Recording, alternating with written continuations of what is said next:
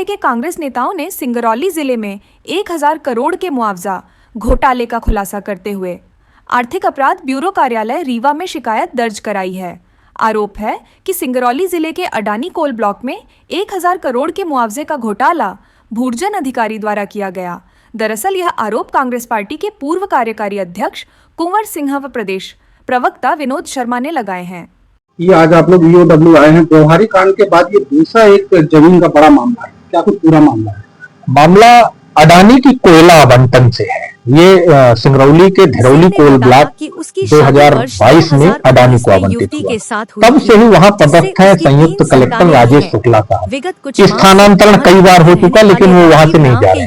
विसंगतियां दो तीन है। एक विसंगति ये है कि मध्य प्रदेश एलआरसी में ये है कि कोई भी भूअर्जन अधिकारी एडीएम से नीचे नहीं हो सकता, ये ज्वाइंट कलेक्टर है, एक विसंगति। दूसरा, मुआवजा आवंटन में अपने हिसाब से कानून बना रहे हैं। ये राजेश शुक्ला साहब ने 2013 के अधिनियम को पलट कर रख दिया। इन्होंने आदिवासियों को की 133 लोगों की जमीन थी, जिस पर 132 का ये कह के खारिज कर दिया कि इस जमीन पर आदिवासी प्रवर्ग के अन्य वर्ग का घर बना हुआ है। मैं एक सवाल आपसे पूछना चाहता हूं आपके माध्यम से जनता से कि 2013 का जो अधिनियम है उसमें तो भू अर्जन अधिनियम के 2 गुना मुआवजा देना है। ये कौन सा कानून आपने पास कर दिया कि आदिवासी वर्ग का घर है तो आप उसे जमीन का भी मुआवजा नहीं देंगे? और ठीक उसी प्रकार मुआवजा 133वां है। एक दुआसा सिंह, उनके जमीन पर रन्नू पटेल का घर बना हुआ, आपने उनको 77,85,000 का मुआवजा भी दे दिया और वो दुआसा सिंह से रन्नू पटेल में भी चला गया। तो ये कौन सा खेल है? एक मामला मुआवजे का, और दूसरा हम लोग आपसे ये कहना चाहते हैं कि वहां जो कलेक्टर साहब है, भूअर्जन अधिकारी तो कलेक्टर है, ऐसी क्या बात है कलेक्टर साहब के ट्रांसफर होने के बावजूद बार बार राजेश शुक्ला का स्थानांतरण होने के बाद निरस्त हो रहा है?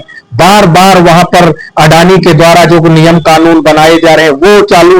ये वहां पर जो मुआवजे का निर्धारण हुआ था वो बासी बरदा की एक 998 नंबर जमीन, वो सरकारी है। ये मैं आपसे को दिखाता हूं, वो जमीन सरकारी है, ये खतरा है, ये शासकीय लिखा हुआ है 998 नंबर। आपने इसकी रजिस्ट्री दिखा दी और रजिस्ट्री की तारीख भी तय कर दी, रजिस्ट्री भी दिखा दिया और बाद में आप उसको विलोपित कर दे रहे हैं। हम आपके माध्यम से ये कहना चाहते हैं कि जो 132 आदिवासी परिवारों के साथ आपने मुआवजे का खेल शून्य कर दिया, ये किसी तरह से संवैधानिक नहीं है। और मैं तो मध्य प्रदेश के मुख्य सचिव जो अनुराग जैन साहब है, चर्चा तो ये है कि ईमानदार है, पर ईमानदारी सिंगरौली के मामले में कहां है? क्या राजेश शुक्ला, चंद्रशेखर शुक्ला मुख्यमंत्री और मुख्य सचिव तक पूरा हिस्सा पहुंचा रहे हैं, इसलिए ये कार्रवाई नहीं हो रही, या 132 आदिवासियों के साथ अन्याय हो रहा, हम लोग उसकी लड़ाई कर रहे हैं। शिवराज सिंह चौहान पे आपने भाषण सुने होंगे।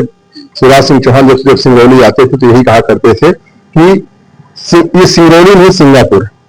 पर सिंगापुर बनाते बनाते उन्होंने सिंगरौली को ऐसा बना दिया कि आज पूरे भारत में कहें तो भू अर्जन से संबंधित, राजस्व से संबंधित लगभग ये 1000-2000 करोड़ से ऊपर के घोटाले निकल चुके हैं। वहां एक जमीनों का पूरा खेल होता है, पूरा एक सिस्टम बनाया। वही राजेश शुक्ला जो रीवा में तहसीलदार थे, कई शिकायतें थी, आज वहां संयुक्त कलेक्टर है। संयुक्त कलेक्टर भू अर्जन अधिकारी नहीं हो सकता, ये हमारा भू अर्जन नियम कहता है। पर उस संयुक्त कलेक्टर का जिसका ट्रांसफर हो चुका है 3-3, 4-4 बार, वहां पे कलेक्टर है चंद्रशेखर शुक्ला जी। चंद्रशेखर शुक्ला जी और राजेश शुक्ला जी आपस में साहू भाई। आपको याद होगा बिहारी में मैंने एक नाम लिया तहसीलदार अमित मिश्रा का, वहां पे फिर से वही अमित मिश्रा और कई प्रकार की चीजें। माने भू अर्जन अधिनियम नियम जो 2013 बना है, जिसको लड़के राहुल गांधी जी ने भट्टा परसौल की यात्रा के बाद वो नियम बनाया था, वो नियम हो सकता है सब जगह लागू हो, पर वहां लागू नहीं है। वहां राजेश शुक्ला का नियम लागू है, वहां अमित मिश्रा का नियम लागू है। उदाहरण के लिए धरौली में 224 खाता क्रमांक है, उससे जुड़ा एक मैटर है, उसमें 132 लोगों का पूरा प्रकरण है। 132 के साथ साथ सारे के मुआवजा निरस्त कर दिए जाते हैं। राजेश शुक्ला जी उसको निरस्त कर दिए जाते हैं, जबकि वो नियम विरुद्ध निरस्त नहीं कर सकते। किसी की भी जमीन होगी आपको मुआवजा देना ही होगा, ये नियम कहता है, पर आपने निरस्त कर दिया, ठीक है भैया तुम्हारा अधिकार है। पर उसी में एक दुआसा सिंह का है, दुआसा सिंह को आप देते हो, क्यों देते हो जानते हो क्यों? नाम बता रहा हूं, सुनो, अन्नू पटेल नाम के व्यक्ति की उनकी सेटिंग है तो उसको 77,85,000 का मुआवजा देते हैं। तो जैसे दुआसा सिंह के पास वो मुआवजा की राशि पहुंचती है, सेम समय पे दुआसा सिंह के अकाउंट से पैसा ट्रांसफर कहां हो जाता है, अन्नू सिंह के उसमें ट्रांसफर हो जाता है। इस तरह से कई आप जब पाओगे, और जब इसकी जांच अन्नू सिंह कौन है? अन्नू पटेल भूमाफिया है।